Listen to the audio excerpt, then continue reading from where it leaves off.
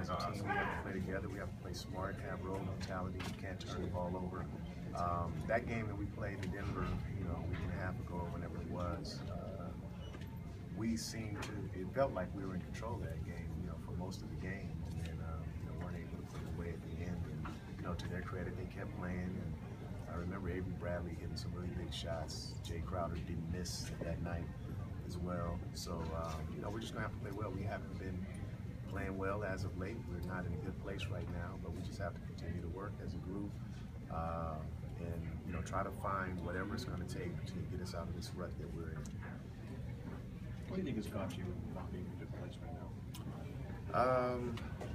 I think part of it is the West is tough.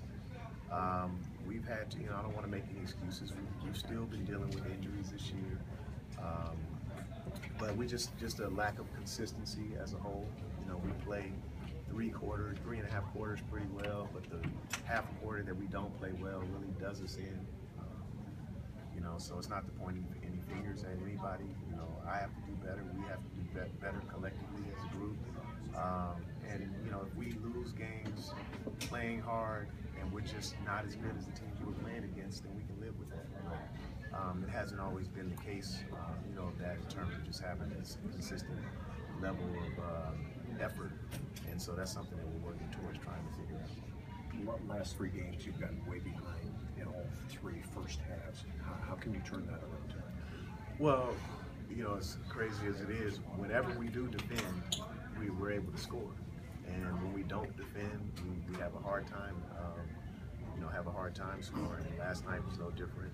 The second quarter, I think we only scored 12 points, and we gave up 30, 34, or whatever it was in the first quarter.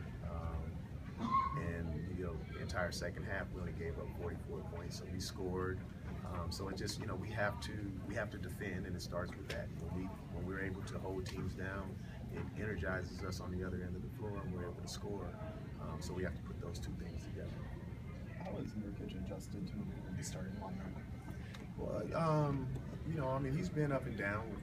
It's typical of a rookie.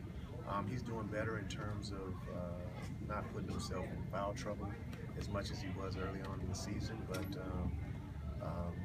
it's no better way to learn for him than to be thrown in the fray. That's where he is right now. He's our biggest guy. He's our most physical guy. He makes an impact on the defensive end. We're trying to get him to settle down on the offensive end and finish better than what he's finished. But we're still pleasantly surprised with his progress and what he's been able to do. Is that just something that comes with experience to settle on the offensive end, or is there something you can do to accelerate that? No, it just comes with playing a little bit more, getting more familiar with what his defenders are, trying to do to him inside. But just slowing down, and that's typical of any rookie. Our other rookie, Gary Harris, when he gets in the game, he gets sped up as well. So as you start to go around the league your second time, get more familiar with the personnel that you're playing against, you tend to settle down. As a coach, what's the key to having your team stay looking forward instead of getting hung up on the struggles and weaknesses? Well, all we can do is continue to come every day and try to do our job to the best of our ability. We understand at the end of the season that the top 8 teams from each conference are going to go to the playoffs, and whether we are amongst those or not, we still have a professional obligation to come and do our job to the best of our ability. So none of us are perfect. All of us can learn and get better. We just have to continue to do that on a daily basis. And it's up to me to try to keep inspiring us as a group to do that. What does that bring to you guys? Leadership. Leadership, know-how, a guy that's been played in big games, but understands the point guard position, and in the short time that he's been here with us, he has really kind of figured out our team and who can do what, when and how to deliver the ball, where it needs to go to. And he's been a good influence in the locker room in terms of we have a pretty young team. No one has really stepped into that leadership role, so he's been good for us. Unfortunately, for us tonight, he won't play tonight. He strained his Achilles in the game last night, so he'll be out. But his first start for us was against Boston. the last game we played, and he stepped in admirably. And, he's been playing pretty well for us. Brian, there's a perception maybe that this team was built to play one way and your inclinations to play a different way. Do you feel there's any truth to that? No, I mean, this team that I have is completely different than teams that were there before, before I got there. And, we've gone over that before.